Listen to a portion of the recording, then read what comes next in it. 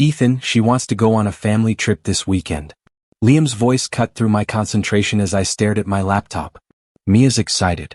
You're too busy with work anyway. I paused. A family trip? With you. Exactly. Just her and me, Liam said, smirking. You focus on your deadlines. She'll have fun. I felt a flicker of irritation. You know I like being involved. Mia stepped into the room. I'll only go if you're okay with it, she said softly, her hand brushing mine. I don't want to upset you. I smiled. It's fine. I trust you. Foolish words. Liam clapped his hands. See? Perfect. You're a trusting guy, Ethan. Mia laughed lightly. He worries too much, Liam. Someone has to, I muttered, forcing a smile. The next morning, I waved them off at the station. Liam was already joking with Mia, leaning close, his arm brushing hers. I ignored the small knot in my stomach. Have fun, I said. Don't worry, I'll send updates, Mia called back.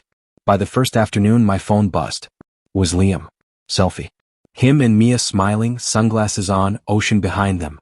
Caption, she's great company. My chest tightened. Yeah, great company, I muttered to myself, forcing a laugh. Later, Mia sent a text. Wish you were here. Short clipped. Not her usual bubbly tone.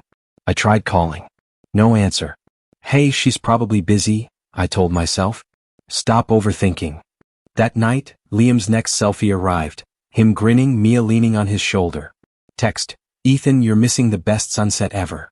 I stared at the photo. Something was off. Mia's smile seemed smaller, her eyes brighter than I remembered, alive in a way I hadn't seen around me. I typed, looks fun. Don't forget to send me more pictures. Liam replied instantly, will do. She's enjoying every second. Enjoying every second, with him. My stomach churned. The day after, Mia texted once. Just a thumbs up emoji. I called again. No answer. I paced my apartment mumbling, she's fine. I'm imagining things. But I couldn't shake the memory of childhood. Liam taking my favorite baseball, winning every argument, stealing my friend's attention. I'd forgiven him always. Foolishly. And now, this. When they returned, I went to the station to meet them. Liam grinned like he owned the world, holding Mia's hand casually. Back already, he said, smirking. I looked at Mia. Her eyes avoided mine. Hi, I managed. Hi, she whispered, barely audible. Her hand slipped from Liam's as if by accident, but I noticed. At home, the air felt different. Liam sat on the couch, joking about the trip. She's hilarious, Ethan. You really should have seen her attempt surfing. I forced a laugh. I'm glad you two had fun. Mia walked past me, her eyes down, shoulders tense. I reached for her. Mia. She flinched slightly, not meeting my gaze. Liam leaned back, arms crossed, smirk never fading. Relax, little brother. Don't start imagining things. Imagining things? My chest felt heavy, a storm building inside me. No. I'm not imagining, I whispered. That night, lying in bed alone, I stared at the ceiling. Liam's laugh, Mia's distant smile, the way she avoided my eyes, they replayed in my mind. I realized, maybe too late, that the trip hadn't been about family bonding at all. Something had changed between them, and I could already feel the consequences creeping toward me like a shadow I couldn't escape. I watched Mia scroll through her phone, thumb moving too fast, her eyes flicking up whenever I glanced at her. Who's that? I asked casually. She froze, then smiled nervously. No one. Just work stuff. Work stuff? At 10 p.m.? I tried to keep my tone light. I'm tired, Ethan. Can we not do this right now? Her voice was sharp, too sharp. I swallowed hard. Okay, sure. But inside, something twisted. That night, I lay beside her, trying to touch her hand. She pulled away. Are you okay? I whispered. I'm just tired. Stop asking, she replied, turning to face the wall. Her back was stiff, her shoulders tense. I stared at the ceiling, mind racing. Something was wrong. The next morning, Ava noticed. You look like hell, she said, eyes narrowing. I laughed weakly. Thanks. I guess. You're lying. What's going on? I sighed, dropping my head into my hands. Something feels wrong at home. Mia, she's different. Distant. Ava frowned. Trust your instincts, not her words. You always know when something's off. I nodded. I don't want to believe it. But the way she looks at her phone, the way she avoids me. Ava placed a hand on my shoulder. Listen to that feeling. Don't ignore it. Later I called Liam. Hey, Did you notice anything on the trip? I tried to sound casual. Liam chuckled loud and easy. Ethan, stop being paranoid. You're imagining things. I'm not imagining, I said quietly, a tremor in my voice. Oh, come on, he said, smirking. You worry too much. Relax. I hung up, my chest tightening. Paranoid or not, my gut screamed the truth. At home, I caught glimpses, Mia's phone tucked into her pocket when I entered the room, a quick glance before locking herself in the bathroom, whispers that ended abruptly when I came near. I thought of my childhood, of Liam stealing my favorite baseball, taking the first place in every race, winning over my friends without effort. I had forgiven him then, smiled while my world bent around him, and I thought I'd grown beyond it. But now I realized, patterns repeat. Liam takes and people follow him, even the ones I love.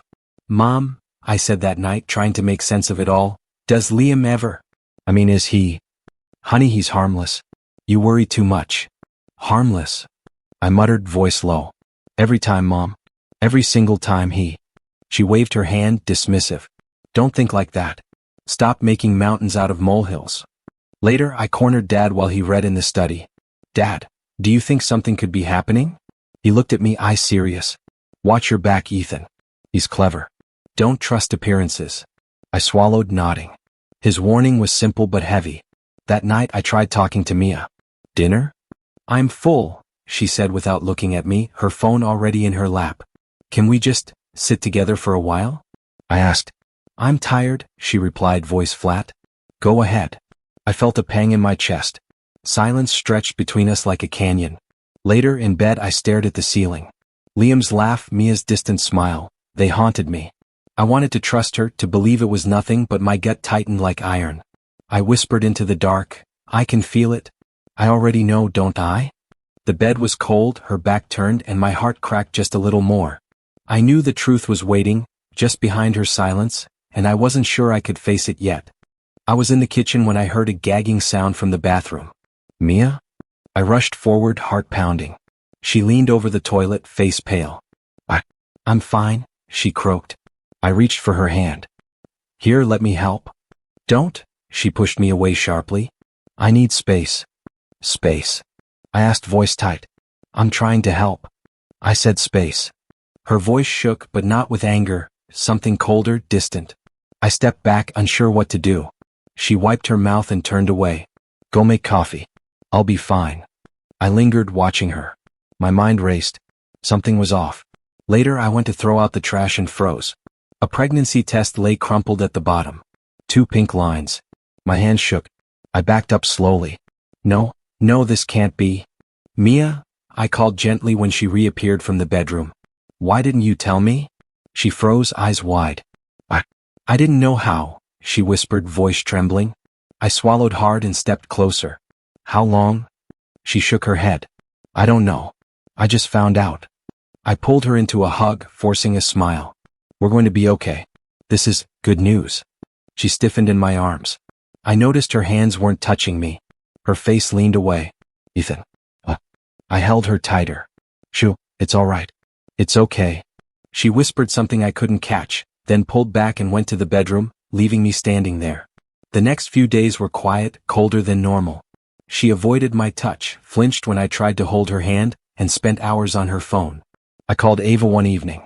Something's wrong, I admitted. I feel she's hiding something.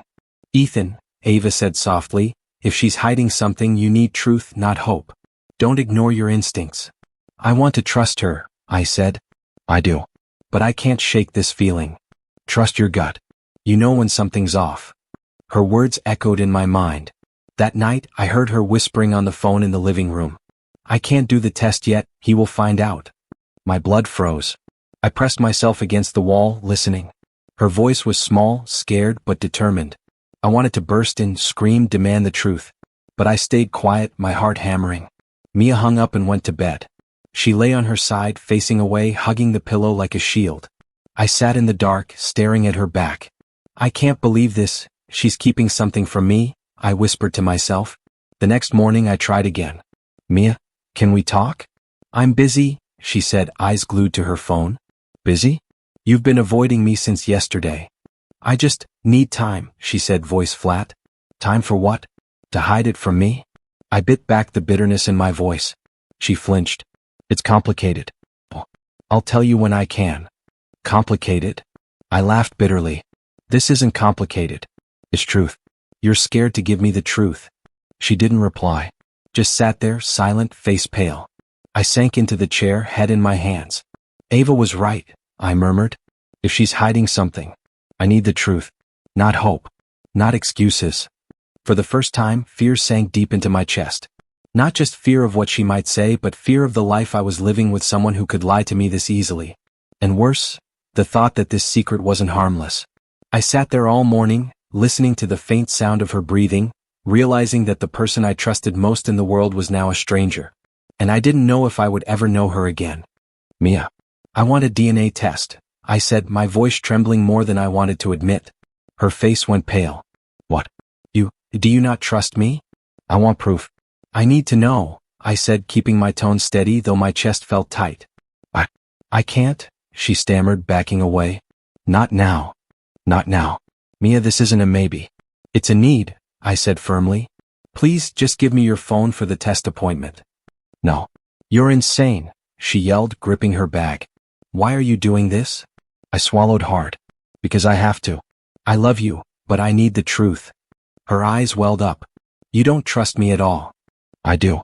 I can't ignore what I feel. I walked to the study and called Liam. Hey, come over. I need you here. Oh, this should be fun, he said, voice dripping with amusement. You really think your wife cheated? My stomach twisted. Did she? He laughed. I don't answer riddles, little brother. Relax. You're imagining things again. I slammed the phone down, my heart pounding. I felt like I was walking into a storm. Later, my father pulled me aside while I was in the kitchen.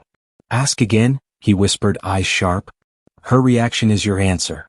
I nodded silently. His calm stare told me more than words ever could. The next day I went to Ava. I can't. I don't know what to do, I admitted. Ava frowned. We'll figure it out. First, legal options. You need to be prepared. Don't wait for her to decide. She guided me through everything. Appointments, rights, procedures. I felt a little stronger, like I was holding on to something solid amid the chaos. That evening I tried again.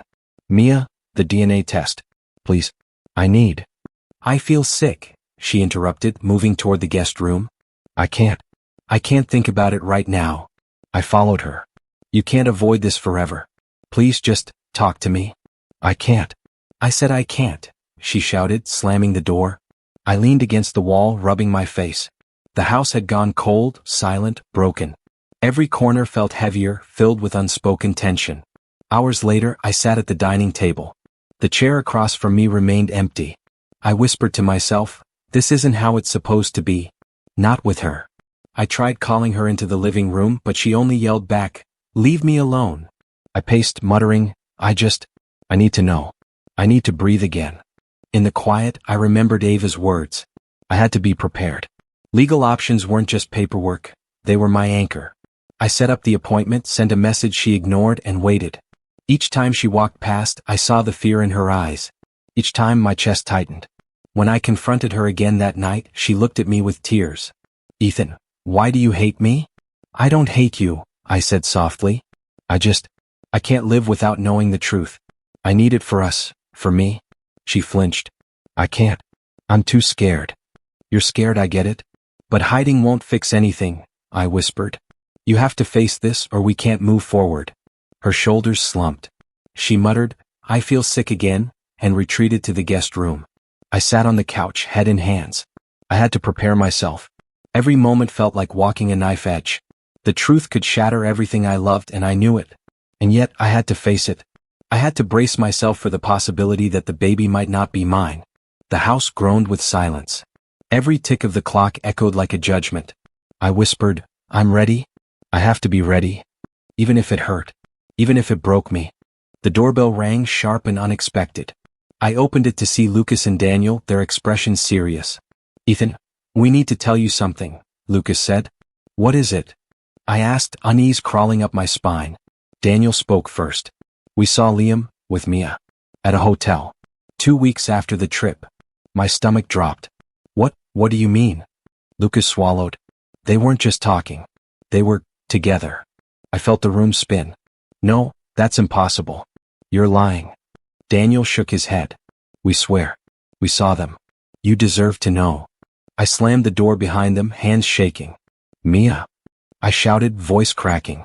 Just tell me the truth. She froze, eyes wide, lips trembling. Ethan. I didn't mean. Don't lie. I screamed, stepping closer. Why? Why would you do this? Tears rolled down her face. It was a mistake. He said you don't care about me. I was confused. I staggered back. Something inside me died, like a hollow space where trust used to live. I loved you. I shouted, voice breaking. I trusted you. She sobbed. I know I was wrong.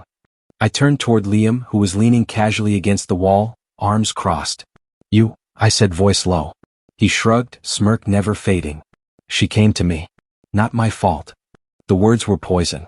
I took a step forward, fists clenched, ready to strike, but stopped. Stopped. Because hitting him wouldn't fix her. It wouldn't fix me. I swallowed hard, chest tight. Your guilt is real, huh? I muttered, more to myself than him. Yes, Liam said quietly. I don't need you to lecture me. I turned back to Mia. Her face was pale, tear-streaked, hands shaking. I thought you would leave me if you knew, she whispered. I would never leave you over truth, I said softly, voice breaking. But you left me anyway. She buried her face in her hands, sobbing. I don't know why I did it. I was weak, stupid. I sank into a chair, head in hands, trying to process the betrayal.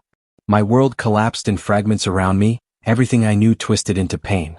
I looked at them both, breathing heavy. I won't beg. I won't break. Liam's smirk faltered just slightly. Mia's tears continued to fall. I realized their guilt ran deep. They knew what they had done. I trusted you both, I said, voice low. I gave you everything. You can't undo it, Mia whispered, trembling. I know, I said quietly. And I don't want to anymore. I can't. I rose from the chair, feeling a strange calm wash over me.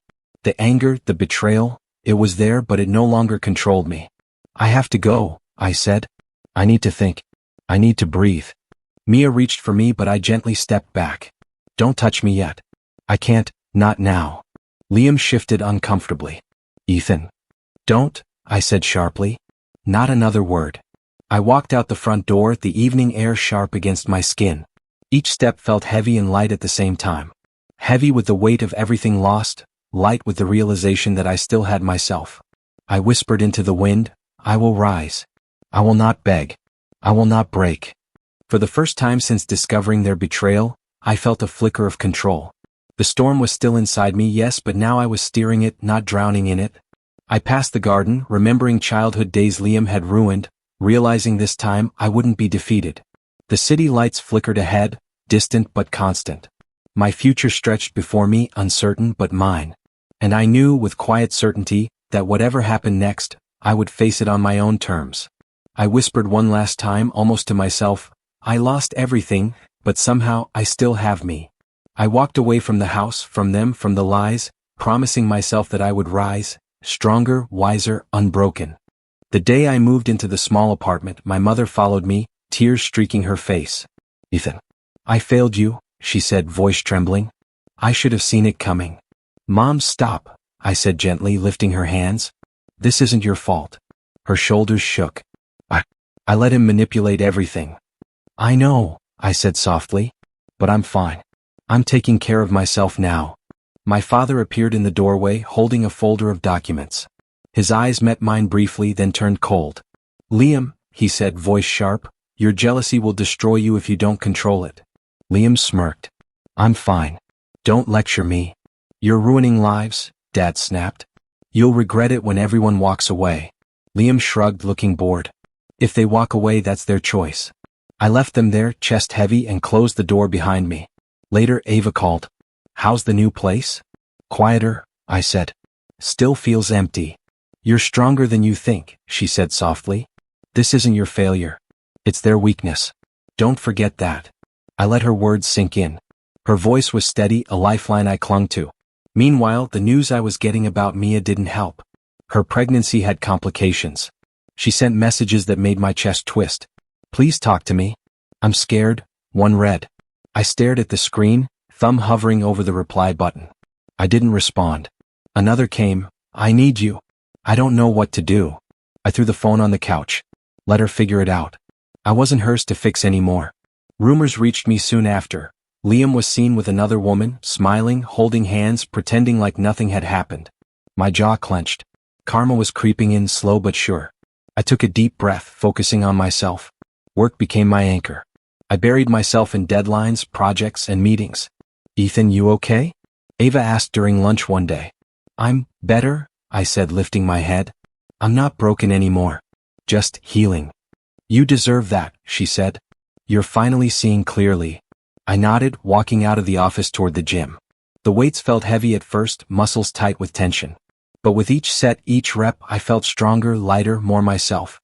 Some nights, I still stared at the ceiling, memories of betrayal whispering in my mind. But I didn't cry anymore. I didn't beg. I didn't fall apart. Instead, I planned my future quietly, meals prepared, workouts logged, emails answered. My body grew stronger. My mind sharper. My heart calmer. I realized revenge doesn't have to be loud.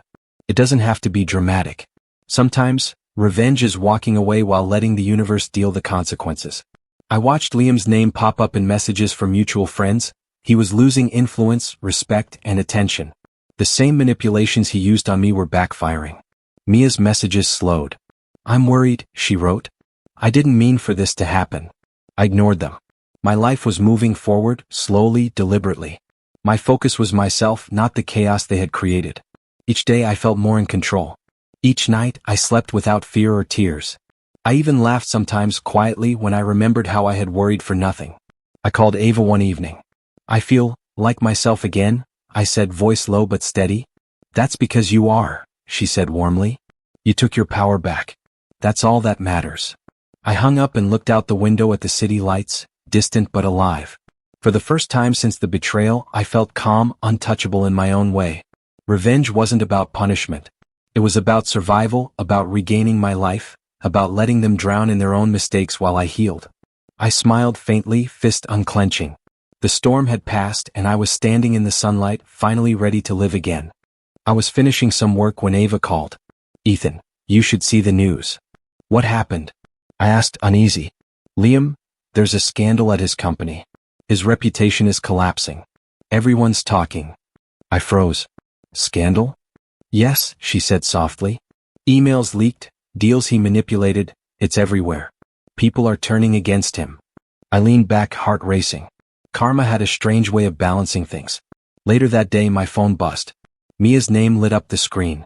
Ethan. I need to see you, the message read. I hesitated but replied, come over. Minutes later she arrived, face pale, eyes red. She stumbled in, crying. I want to take the DNA test now, please forgive me. I sat down slowly, letting her words sink in. Mia, I don't need the test anymore. Her tearful eyes widened. Why? I looked at her, voice soft but steady. Because the result can't fix what you broke. She flinched, sobbing harder. I didn't realize. I thought I could make things right. You made your choice, I said quietly. You destroyed everything. The truth wouldn't save it, and neither can apologies. Mia's hands trembled. I never meant to hurt you. I was confused. Liam? I asked. Do you see him now for what he is? Her head dropped. Yes. I saw the texts. Another woman, he never loved me. I was a pawn. I exhaled slowly. Then maybe you finally understand. She looked up, eyes wide and wet.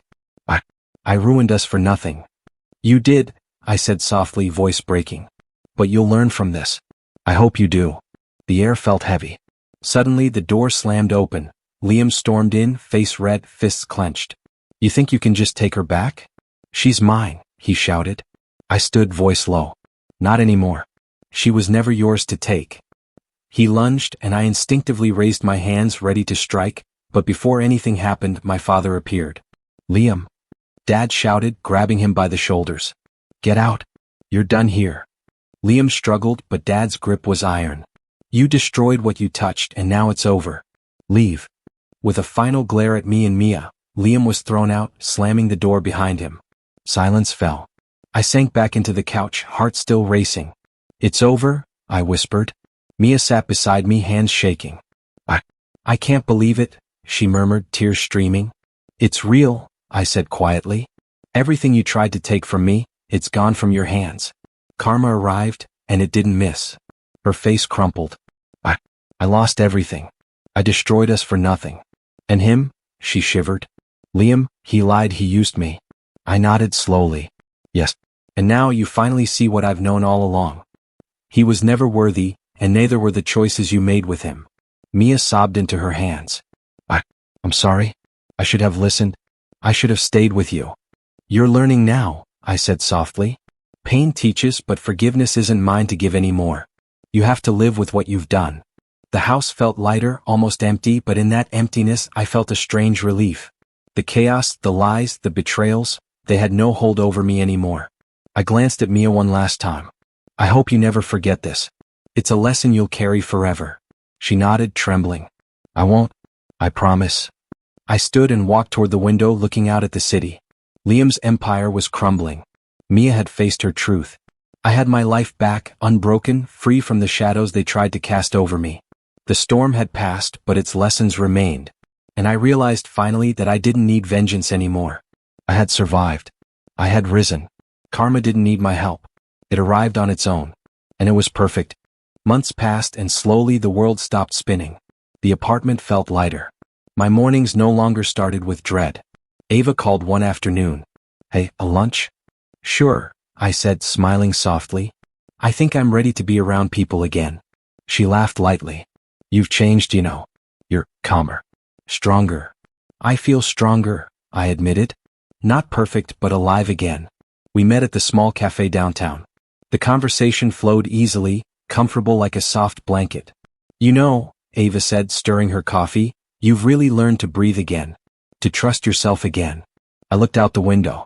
It took losing everything to find that. Strange, isn't it? Not strange, she said gently. Necessary. My phone buzzed, breaking the moment. Mia. I opened it reluctantly. The baby looks like Liam. I stared at the words. Nothing. No anger, no sadness, no longing. Just emptiness. I typed back slowly, take care of yourself. She didn't reply. Good. I slipped the phone back into my pocket. It was over. Their choices, their lies, they had no power over me anymore. Days later, I saw Liam's name pop up on social media, trying to reconnect with the family, sending photos, smiling at everyone. I didn't respond. The family kept their distance. Karma had done its work. I watched from afar, feeling no need for vengeance. Ava nudged me one evening. You're not even angry anymore. That's rare. I realized, I said softly, anger doesn't help. Surviving does. Living does. I don't need them to apologize. I need me. She smiled. I think you've finally found peace. I nodded, letting the words settle. Peace. That's what I wanted. Not their recognition, not their guilt, not their words. One weekend I went to the beach. The waves lapped at the shore, the breeze soft against my face. I kicked off my shoes, letting the sand sink between my toes. I whispered to myself, I lost everything, but somehow I found myself. Ava had sent a message earlier, proud of you. I smiled. Small victories. Quiet strength. I walked along the waterline, letting memories of betrayal wash over me like the tide, carrying them away. I remembered the nights I cried, the fights, the emptiness, the rage. And I realized, those moments had been necessary. They had led me here. Standing there, I finally understood. Sometimes betrayal isn't the end. It's the beginning of something better, something stronger. I kicked the sand lightly, watching the waves pull it away. Everything I had feared losing was gone. Everything I had held on to too tightly was gone. And yet, I was still here. Oh, strong. Alive. My phone buzzed again. Unknown number. I ignored it. Some messages aren't meant for answers. They're meant to fade. I took a deep breath, filling my lungs with salt and air. For the first time in months I felt free. Free from guilt, free from lies, free from their shadow. Ava's voice echoed in my mind, this isn't your failure. It's their weakness. I smiled faintly, whispering to myself, and my strength. The sun began to set, painting the sky orange and pink. I felt a calm warmth in my chest, the kind that comes from knowing you survived the storm. I didn't look back. Not at Mia, not at Liam, not at the ruins they left behind.